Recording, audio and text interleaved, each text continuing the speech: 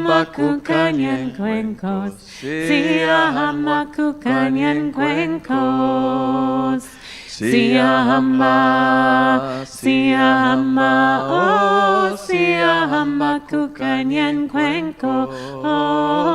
Sia hamba, oh, sia hamakukanyen kwenkos. We are marching in the light of God. We are marching in the light of God. We are marching in the light of God. We are marching in the light of God. We are marching, oh, we are marching in the light of God. We are marching, oh, we are marching in the light of God. Kay was sick for our Singing Resistance gathering on Sunday, so we were channeling him on Sunday. Thank you. So it's wonderful to have the opportunity to just launch this conversation. In particular, this is the launch Shabbat of these months of gratitude, of beautiful learnings and celebrations in honor of Roly's 40 years. So this will be, I think, the beginning of many beautiful moments and probably many tears too of gratitude and love.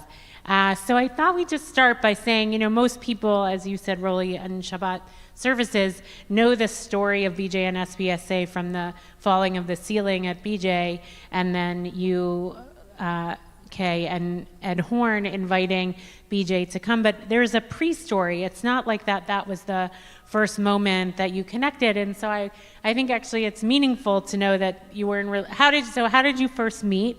And there were dreams before the ceiling fell, and what were those dreams? Yes. Yeah, dreams before the nightmare. Well, Roly, you and I got to know each other through the Westside clergy. We were at a meeting once, and you and I just ended up walking home together.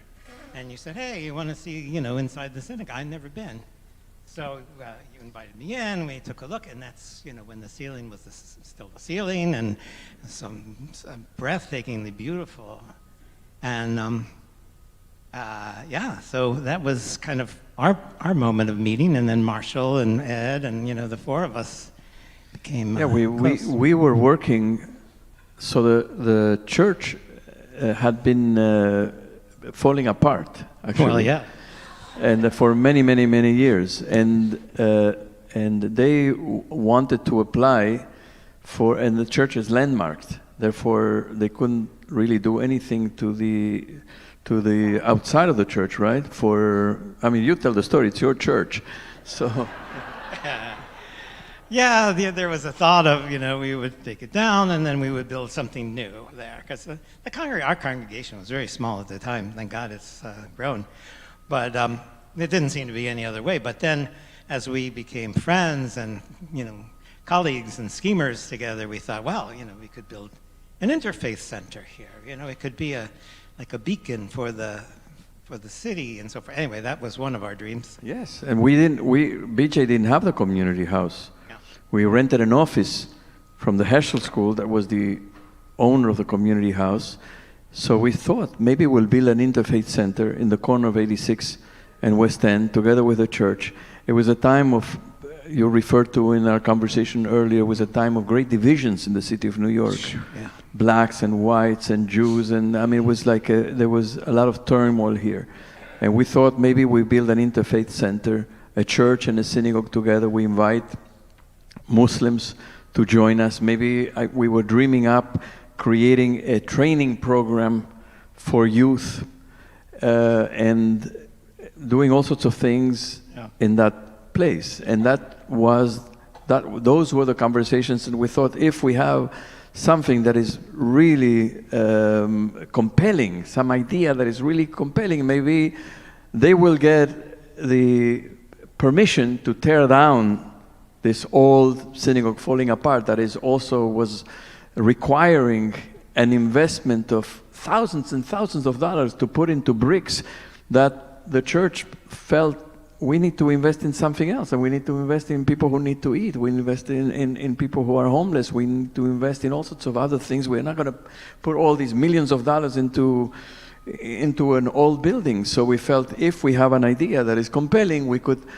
And as we were in the midst of these conversations for a number of months, that's when the ceiling came down. Yeah. But we'd been doing other things too. Our shelters had combined by then because you were doing some work in the kitchen here. So we brought them over to 86th Street, and we started doing these little teaching moments too, little seminars on Judaism, Christianity, and different aspects of learning together. So yeah, there was a whole thing that was going on before. It's okay now, right? I mean, before the ceiling came down.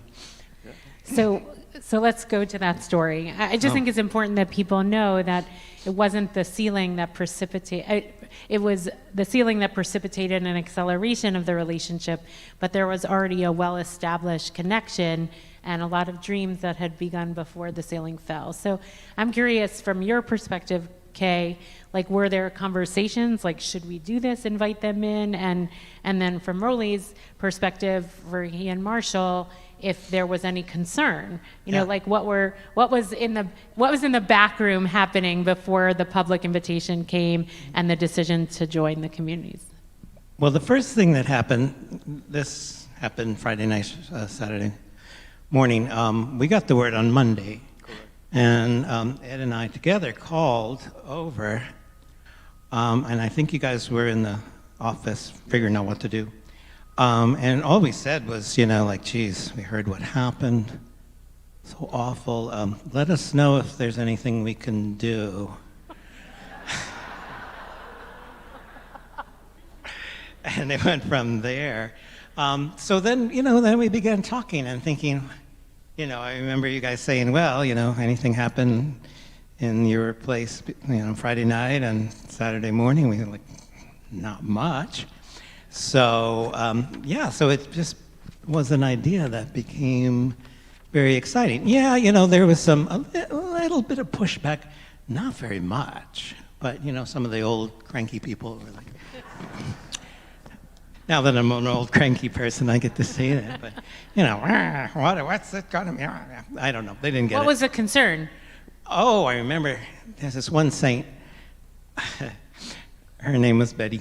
I'll call her Betty, but, because that was her name. And appropriate. She was like, one day, on the, trusting her, they're going to take our hymnals and Bibles and throw them on the floor. I was like, what? What? It was a moment of temporary insanity, I think. But it was very minimal. I think people were taken with the idea and the potential for that.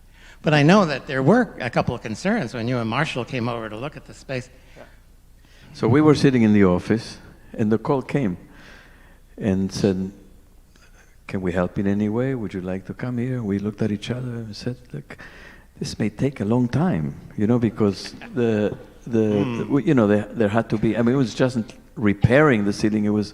We had to have the insurance come here. There had to be a whole examination and investigation and who's responsible and this and that. And also rebuilding, whether they were going to rebuild or not, which we ended, of course, not rebuilding because it would have cost an enormous amount of money. And it was also the opportunity to level the floor. The floor here was slanted. It was filled with pews. This place was dark, filled with pews bolted to the floor. You couldn't do any. We had all the things that we're doing now in this space, which is so wonderful. We couldn't do then. But so we said it's going to take a long time, and we said, are you ready? If we came, would you? And they said, yes, just come. And we said, okay, well, we also thought there would be some members of our community who might not be ready to have services, Jewish services in the church. People who might feel uncomfortable. And Marshall and I wrote a letter that is now in the exhibit. When we announced that we were moving, the board approved, supported the move to the church, and we moved there. Now, when we spent the summer in the third floor, services in the summer.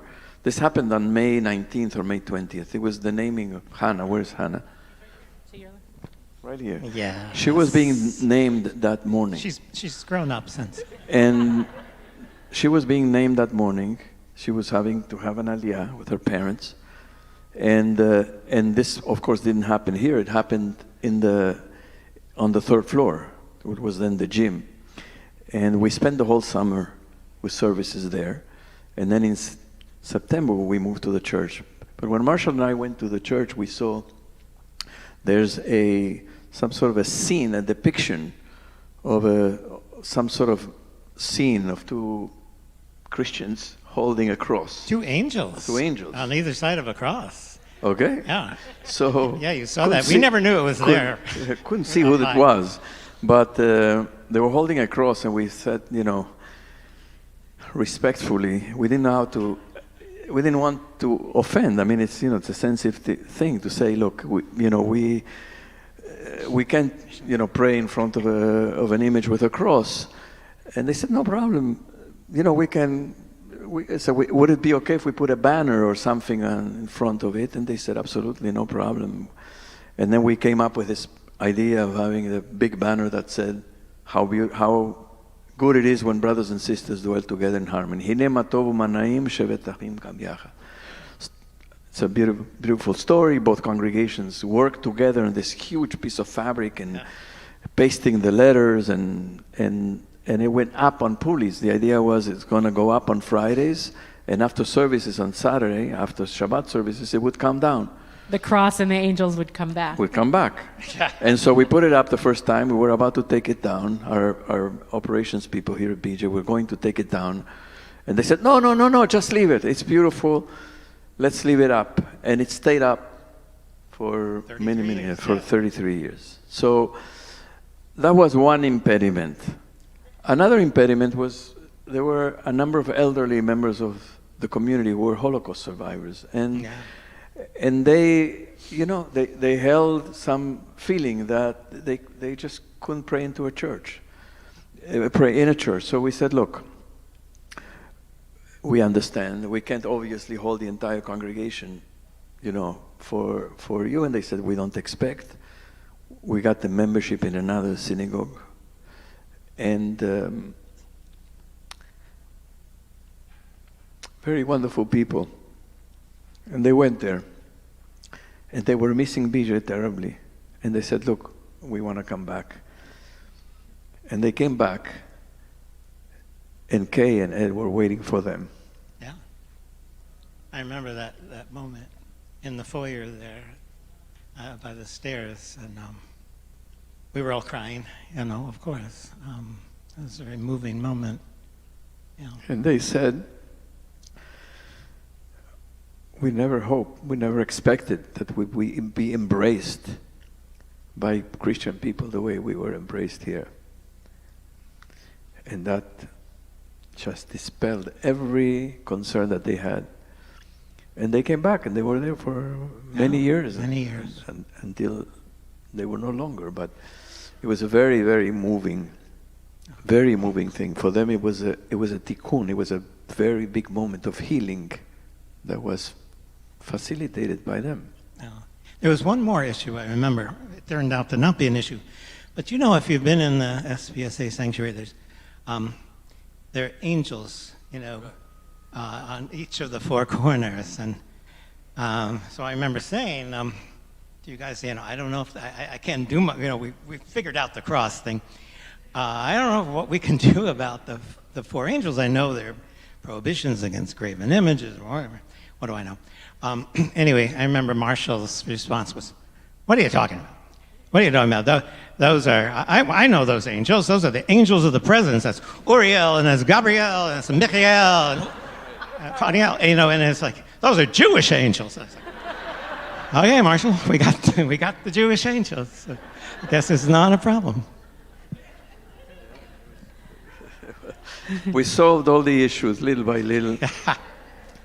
And we were there happily welcomed. The welcoming was so warm.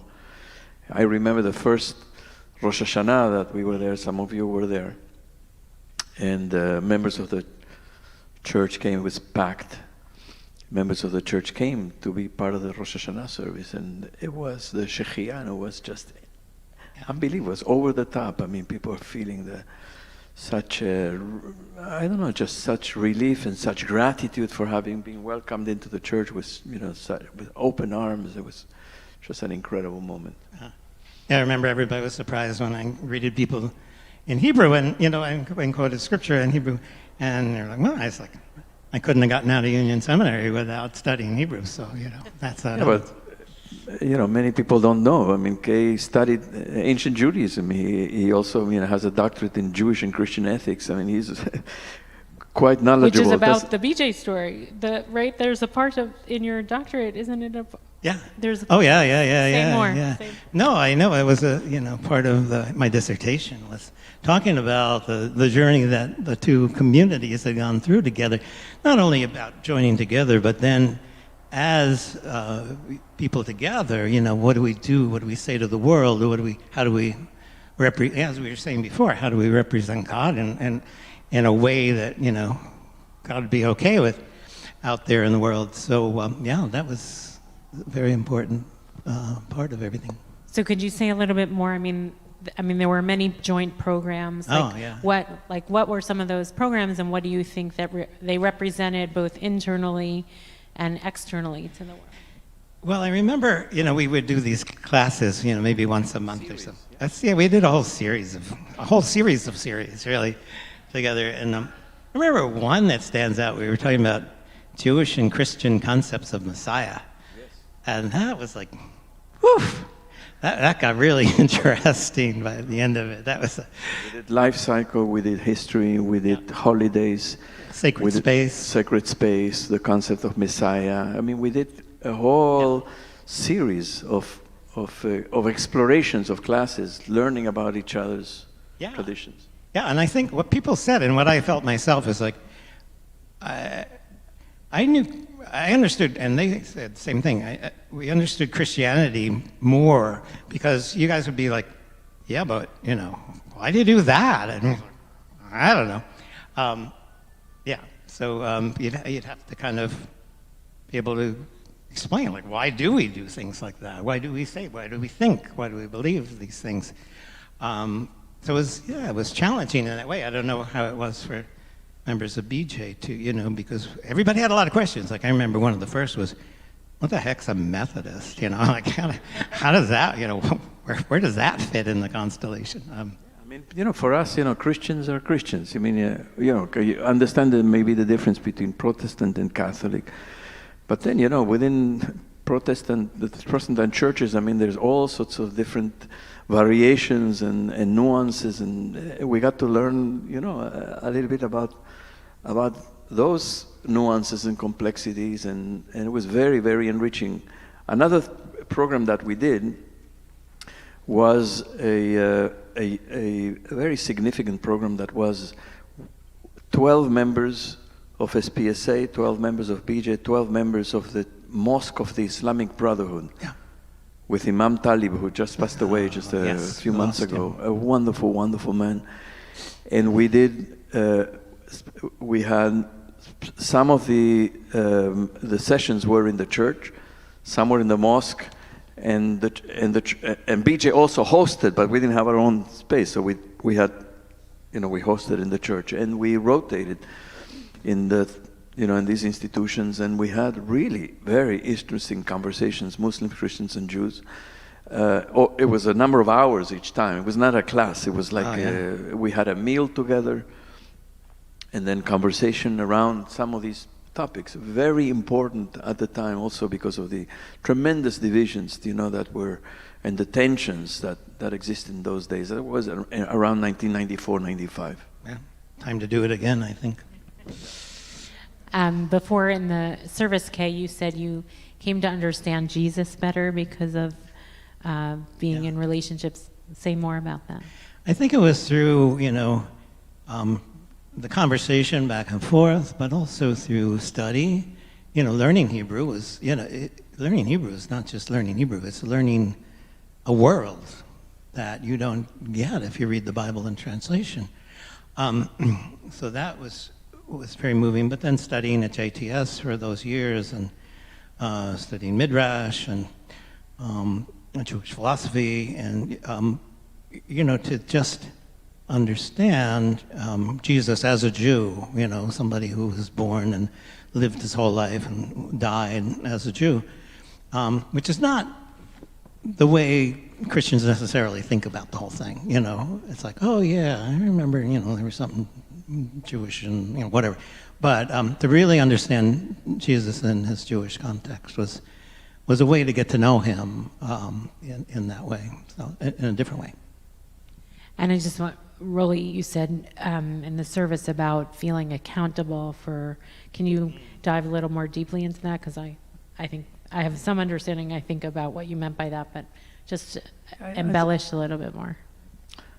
Sometimes, we have the tendency to speak about others in not necessarily nasty ways or ways that are, insulting, but you just drop something or you say something, sometimes inadvertently or sometimes automatically, I don't remember what I said, but I caught myself, and I said, would I have said that in front of Kay? And I said to myself, no, and I wanted to be more careful, with things we say about others, about Christians, about Muslims, about blacks, about whites, about whatever it is, people who are other than you. And I remember having this realization that I wouldn't want to speak things that I would not feel comfortable saying in front of Kay. I don't remember what the thing was, but you say Christians this, Muslims that. Yeah. And also I remember when you guys went to something at some sort of a service up at the cathedral, St. John we call it St. John the Unfinished, but up on 110th Street. But and there was a reading there. It wasn't like anybody was talking, but there was a reading from like 2 Thessalonians that was so blatantly. Oh my God! I was invited to speak there. I was inspired to speak there in the anniversary of the murder of Yitzhak Rabin. Oh yeah. And I went there on a Sunday, and I was giving this sermon, and I had to speak about him, and of course, not just about him, but about peace and the peace process and Oslo and all of this. And I'm sitting there, and comes the reading of the New Testament, and it's a blatantly anti-Jewish piece. Yeah. And I turned to the dean of the cathedral, the Reverend Jim Morton, was he was embracing, us and Jews and Muslims. He was a very, very open. He then founded the Interfaith Center of New York. This man didn't have any enmity towards Jews in any way. And I turned to him and said, Jim, what's going on here?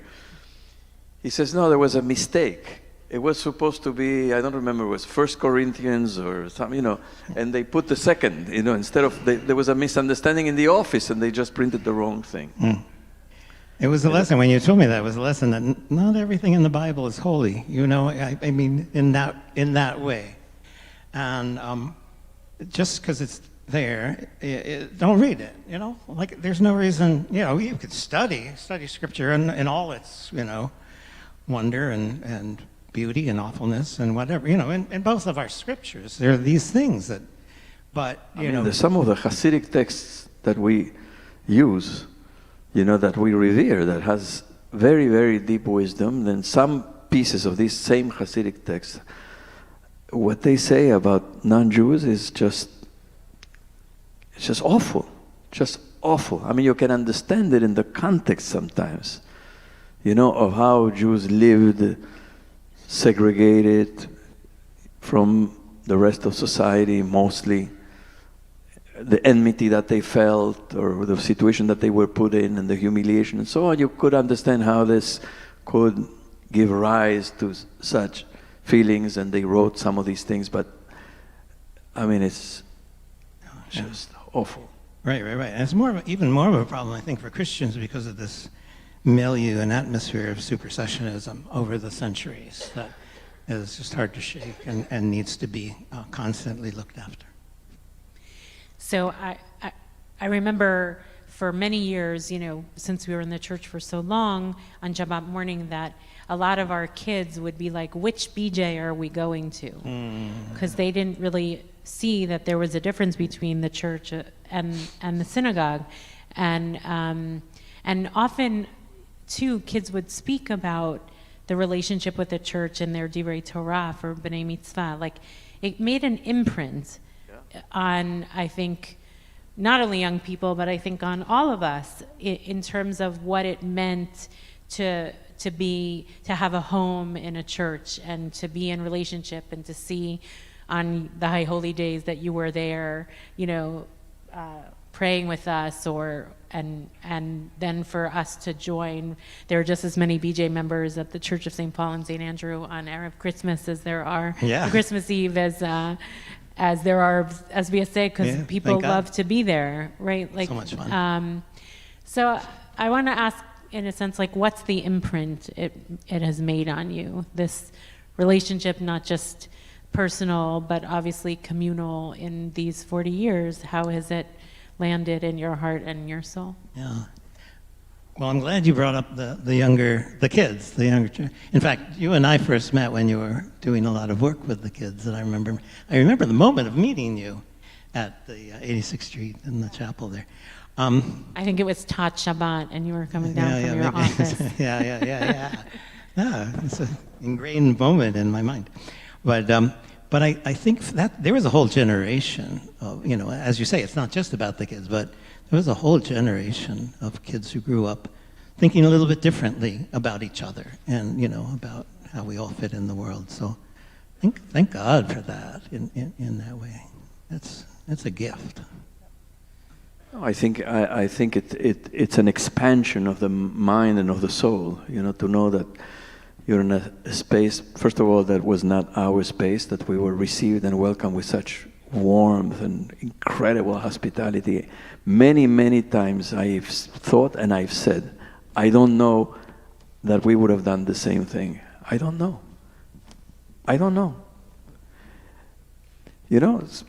Christian congregation has the ceiling fall down and so on. Would we invite them to pray here? I don't know. I hope we would. But I don't know. But they did. And they didn't hesitate.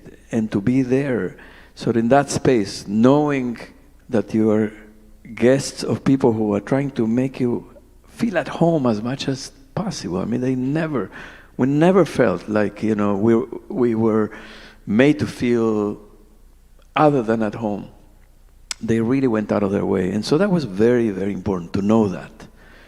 And, it's something very comforting and very healing in the type of world in which we live. And to have this expansion of the mind, that you know that the space in which you pray is a space that is used by another faith tradition. And in fact, they had also other churches pray there. And one day when I was a member of the New York Arabic Orchestra, I don't know how many of you know, it was a beautiful orchestra that was conducted by my teacher, Bassam Saba, who died of COVID a number of years ago. A wonderful, wonderful person. In this orchestra, there were, Arabs and Americans and South Americans and Jews and Muslims and Christians, and it was a wonderful orchestra. And we didn't have a space to rehearse and to perform. And I went to Kay, New York Arabic Orchestra, would it be okay? Yeah, sure, let them come in. Open. So we rehearsed there for years. So to be in a space, to pray in a space that is used for all of these things, and West Side Campaign Against Hunger is downstairs in the basement, and it's such a holy place. To be in a place like that was incredibly important for all of us. It expands the mind, the soul, the heart, and at a time, when everybody is feeling so afraid, and everybody's in their own corner and with their own people, and everybody's taking care of just ourselves because of the great fear that we experience in these days, which are so divisive. To have an opportunity like that is incredibly. It's a spiritual thing. It's not a space thing. I mean, of course, it started with a need for space, but it became something much, much greater than the space. It really became about a spiritual journey in that space. And many, many people, whether they know it, whether they know it consciously or not, everybody knew in their heart that this was a great thing. Well, I think one thing we learned, you guys taught us to share, and to be better at that, at sharing space. So 2 days ago, we got a call from queer Muslims of New York, and they wanted to have an iftar, and there was nowhere. And we're like, oh, well, we'll figure something out. Yeah, so later today, they're going to be there for their iftar, because nobody else. I want to challenge us. If a queer Muslim group called us and said we need a place for iftar, would we? I don't know. So it's a challenge, It's not. It's just just come in and we'll share the space. It's something very big, very big. One final quickie that about that, what you were just saying about the spiritual aspect of it. I remember coming on Sunday morning for worship in those early days and feeling like the walls had become saturated with Shabbat prayers for Friday and for Saturday, and in a tangible way, that it had been already, the space had already been made holy, more holy, before we ever got started. I always was very conscious of the fact that we were praying in the church, with loudspeakers and our voices and Ari's voice, and he and his family live next door, right? I mean, so saying that every Shabbat morning, these poor people, start with Modeh Ani to Adon Olam, like 2.5 hours of this thing every Shabbat. We always came to Shabbat services whether we came or not, So, yeah. I remember Marshall, though, 2 things about that, because once our congregation got to know your congregation, they were like, really? 2.5 hours every Saturday morning? And so then they stopped complaining if our service went a little over, Yeah, but Marshall used to say, oh, yeah, we Jews drive God crazy. Yeah.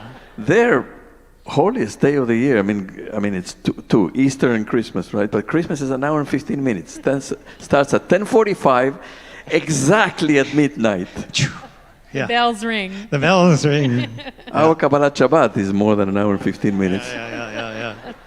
Yeah, one time we went a tiny bit over, and the members of our youth group, including my oldest child, began like, okay, it's midnight, it's Christmas. Began ringing the bells and Merry Christmas. Shut up for a couple of minutes. God says to the Jews, can't you be a little bit more like the Christians and make it shorter? Just to your point, Kay, about the walls, I think it's a John Prine song, If These Walls Could Speak. Yeah. I think, and sometimes I wonder also, it's been a great blessing to return to this building and have the community house, but I think it also has changed a little bit our constitution, what would it be like in these very hard years also around Israel, Palestine issues, to be in another faith space and have to kind of hold the wholeness, not just our own story. And I think when we're in our own spaces, it's much easier to hold our own story. And part of the spiritual imprint on being in the church for all those years and in each other's hearts much more proximately was that you had to hold more than yourself. I remember the BJ Kotz, the teen group, which is how was one of my jobs starting. We used to come on Sunday nights, Susan Bonner, I don't know if she's here, and next door there was an Ethiopian church worshiping super loud. But anytime you went into the church, there was some other group worshiping, or the Alcoholics Anonymous was there. The sense was the space was being stewarded for a higher purpose. And we just don't use our space. We have aspirations, of course, to do as much good as we can in the world, but the use of the space was a very different orientation. I think that certainly made a huge imprint, I think, on me, on us. So I wanted to ask if there was a particular moment or a teaching in these 40 years that that kind of sticks with you, like it's kind of seared in your memory or heart. I'll start. There are many, but I remember September 11. Oh my gosh.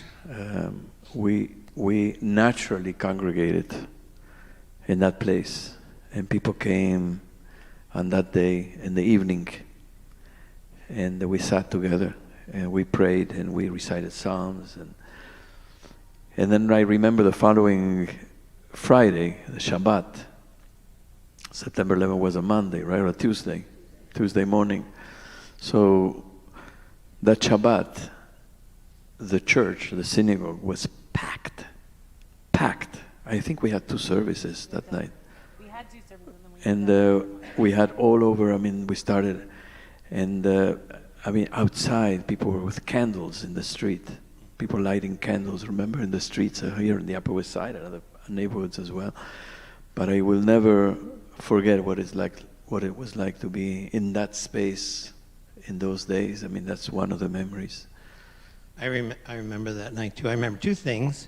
One is that you had run into Mark Duffy from our church on the way down, Yes. and because he worked at the Trade Center, but he was running late because of because of the primary or something. Marcelo and I were on the subway on our way to a BJ meeting at one of the hotels in the Tribeca Grand. Yeah. And we met one of the members of the church on the train. We're standing together. It was, rush hour in the morning. It was, we got on the train at 8:20, something like that. And we got off one stop before Chambers, and he went on. He was getting off at Chambers. Oh, Mark, what are you doing? Yeah, I work in the World Trade Center. I'm on my way to my...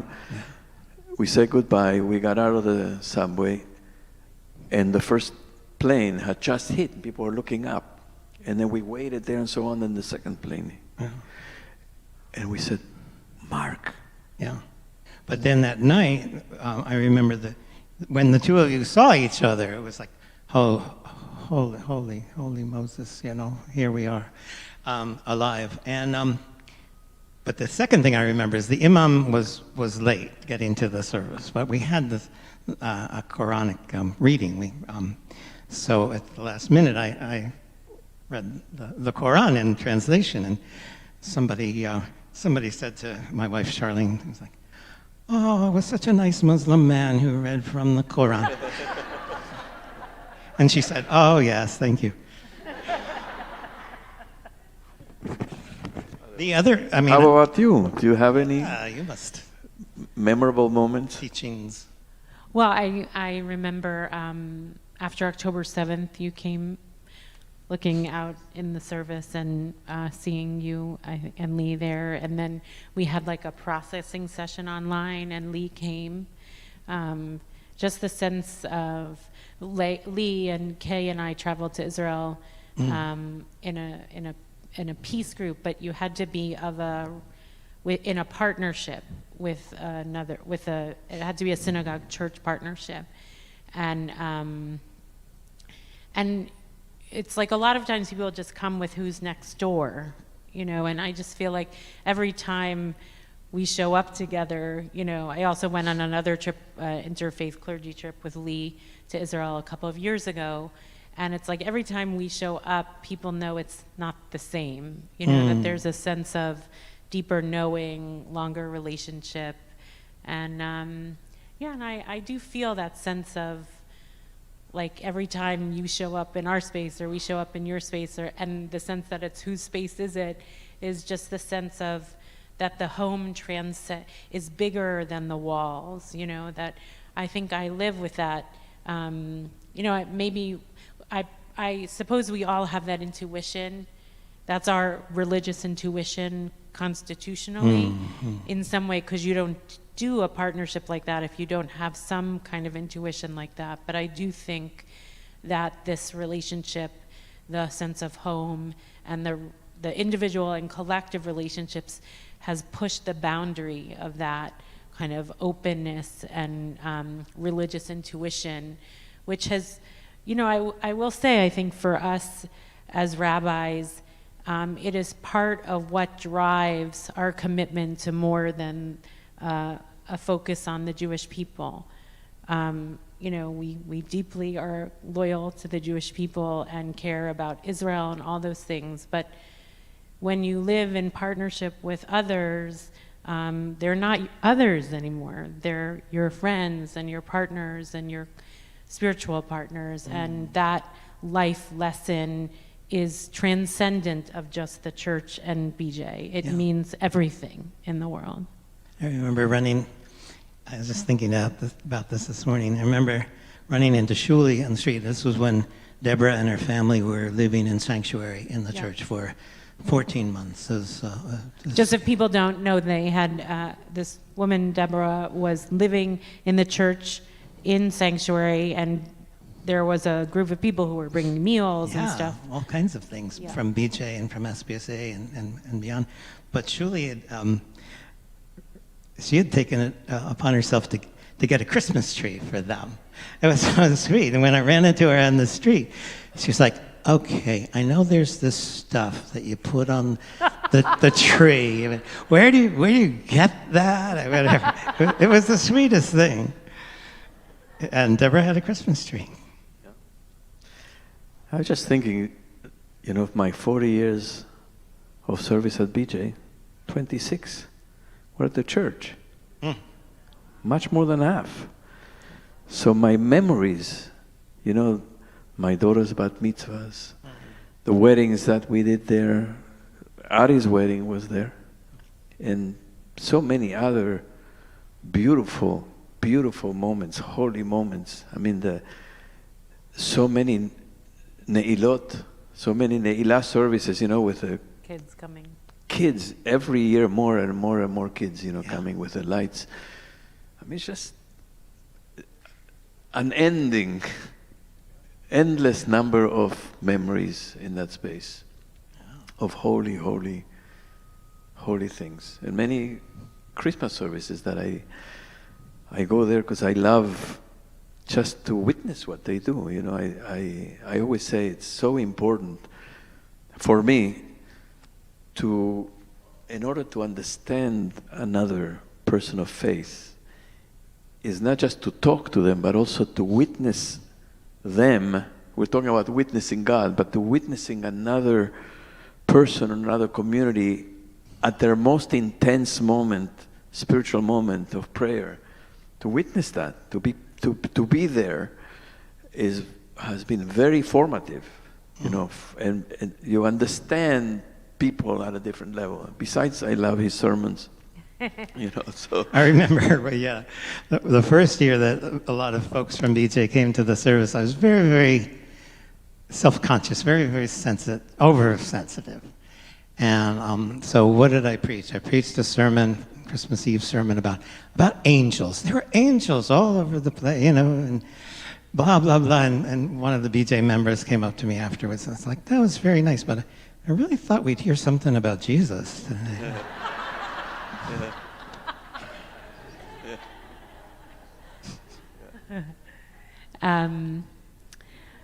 So what are your hopes for the relationship and the continuing and Wow. That it can continue, that it can deepen, that there's things that we haven't thought of, that we haven't experienced yet, and the need is tremendous. It's huge, as much as it ever was. So I don't know what that's going to look like, but I look forward to those things happening, both while I'm still around and as I've gone on to my reward, whatever that is. So, Well, one of the things that is very hopeful is your relationship with Felicia, which is very beautiful and deep, and now it will be Kay and Lee and you and Alex and Becca, and then in the future I think this will unfold. But I think we lived all those years. We lived there, and therefore it was very present, you know. And then we came back here. We were just there for Yamim Noraim. So, but we're still living in the aftermath, you know, in the memory, in the impact that those years made in so many people. But now, as time goes, there has to be something more intentional, you know, to recreate or to reinforce, you know, to nurture that relationship. So, you know, you'll figure it out. But I think it's so important in so many ways. It has really, it was very formative for our community. And the fact is that, you know, it started, I mean, this community started to regenerate itself, you know, come back to life almost as a new, you know, in many ways as a new community in 1985 under Marshall's leadership. And this ceiling came down very shortly thereafter. I mean, if you think about it, it was only 6 years later, not even 6 years. And so it was very early in the new formation of this, or reconstitution of this community. And so therefore it had an impact in the foundational moment of this community, and you know, very deep impact.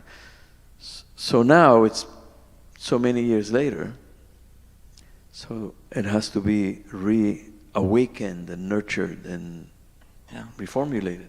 I think of the peace feasts that Jenny used to coordinate, you know, that we would have together with the Muslims and the Jews and the Christians, and, you know, so deeply meaningful.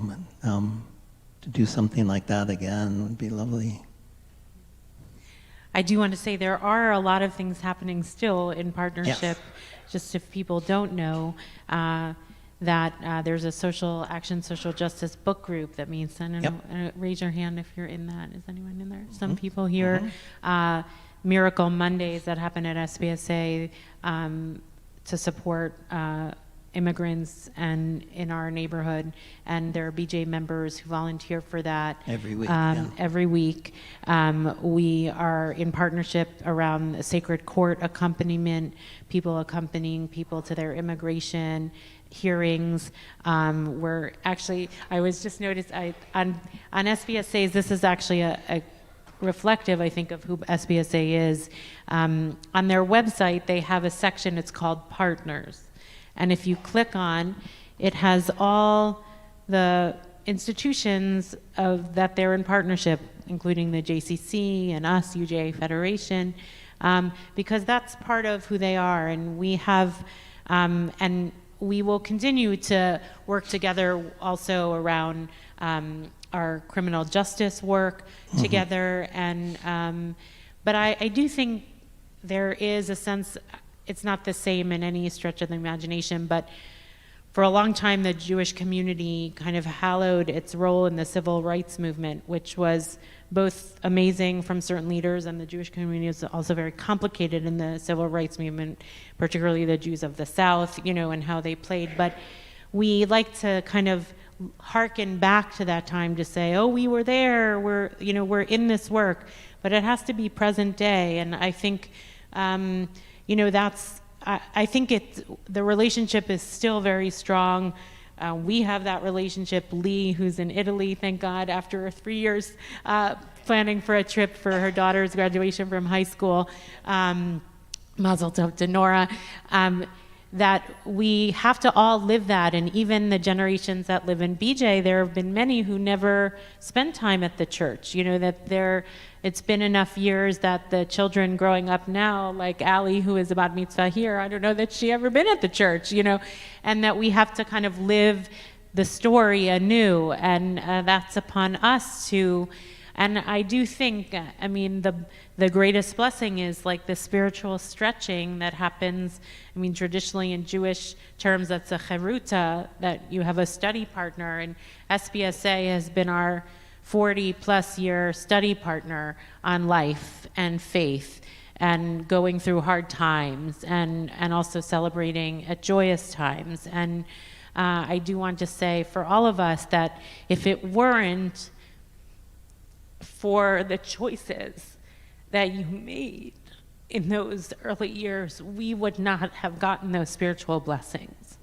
And it doesn't, it was like that conversation, those dreams about the Interfaith Center and the conversation around the ceiling falling, like was a decision in a short amount of time, but it laid the groundwork for a change of a constitution of certainly the BJ community, I think SBSA too, and not only us, but also how it was perceived in the world and through the New York Times article and stuff. And for that, I think all of us who were bear the blessings of that are eternally grateful. Thank you. There was a certain audacity. There was a certain audacity and daring, which I think, given the situation in which we are today, in many ways, I think we're much more careful. You know, we didn't care so much about what will people say, what others will say, what people just do it, and it was a great blessing, and it is a great blessing. Amen to that. Yeah. Thank you. I remember at one point running into colleagues, and we were sharing a little bit about the relationship, and they were talking about their church or whatever, and I was like, yeah, but how do you have a church that doesn't have a synagogue? I mean, that just makes no sense. Very important part of my life and the life of my congregation. Thank you. Thank you to Roly. Thank you to Kay. Thank you, Felicia. Shabbat Shalom. Shabbat Shalom, Shabbat everybody. Shalom.